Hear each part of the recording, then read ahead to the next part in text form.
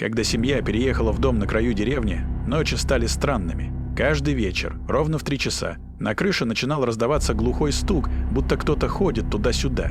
Отец поднимался на чердак, но не находил ничего, кроме старой пыли. Стук повторялся каждую ночь. Когда он, наконец, решился вылезти на крышу, ничего не увидел. Только нашел следы босых ног, ведущие к краю. На следующий день соседи сказали, что этот дом стоял пустым десятки лет, потому что тот, кто стучит, однажды сам впустил кого-то внутрь, и после этого уже никто не уезжал.